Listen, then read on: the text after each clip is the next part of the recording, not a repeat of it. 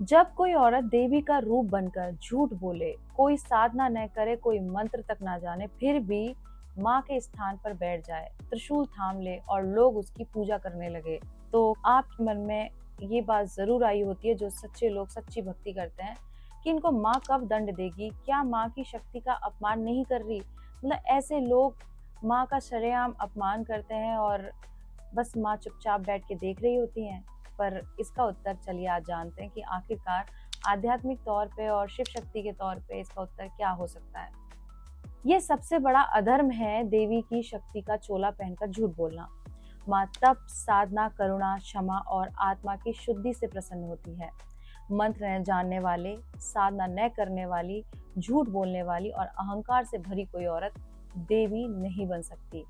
माँ का स्थान मंच नहीं, महाशून्यता है। माँ आदिशक्ति यदि आपके अंदर आती है तो वो आपके अंशभूत में ही आती है, परंतु ये पाखंडियों के साथ ऐसा नहीं होता है। ऐसी स्त्रियां देवी नहीं, देवी का अभिनय कर रही होती हैं और अभिनय में आत्मा नहीं होती, बस स्वार्थ होता है, क्योंकि उस वक्त उनकी आत्मा मर चुकी होती है। क्योंकि ऐसा पाखंड वही कर सकता है जो आत्मा से मर चुका हो। उनके हाथ में त्रिशूल नहीं, दंभ होता है। उनकी नज़र में भक्ति नहीं, भीड़ होती है। मतलब उन्हें भक्ति से कोई लेना देना नहीं होता। उनको लगता है भीड़ इकट्ठी हो और उनका स्वार्थ सिद्ध हो। देर से देखती है लेकिन कभी चूकती नहीं है। माँ तुरंत दंड नहीं देती है, क्योंकि वो संतान को सुधरने का अवसर देती है। लेकिन जब कोई देवी के नाम पर पाप फैलाता है, झूठा वरदान देता है, खुद को पुजवाता है, तब माँ चुप नहीं रहती।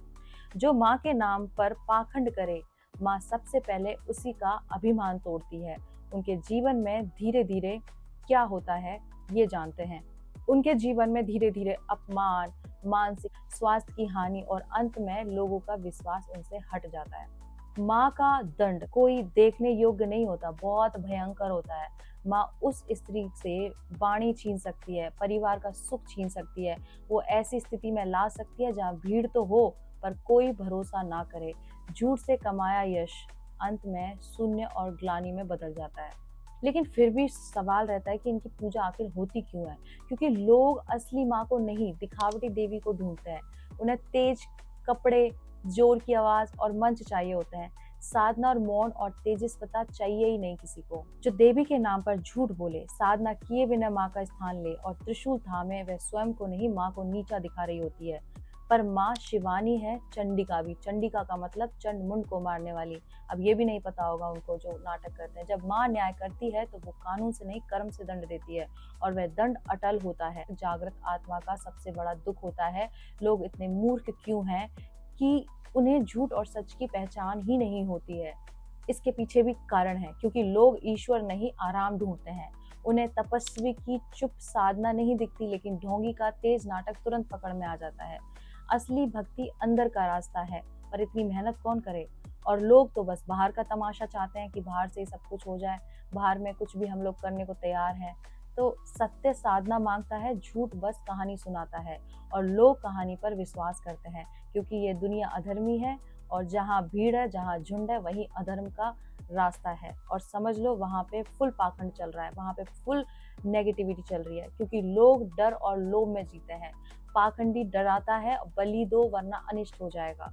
ये लालच देता है, माँ सब दे देंगी, बस मेरी पूजा करो। और ये दो ही बातें, डर और लालच, लोगों को विवेक शून्य बना देती है, उनकी बुद्धि को भ्रष्ट कर देती है। सबसे बड़ी विडंबना है, क्योंकि समाज को ध्यान नहीं सिखाया गया, बस भावुकता सिखाई गई। जब मन स्थिर होता है तब झूठ और सच अलग दिखने लगते हैं। उसके लिए खुद को खुद के साथ बैठना पड़ता है, वो किसी के पास समय नहीं खुद के साथ। पर आज का मन तो भय, मोबाइल, भीड़ और मनोरंजन से भरा है, वहाँ विवेक कैसे जागे?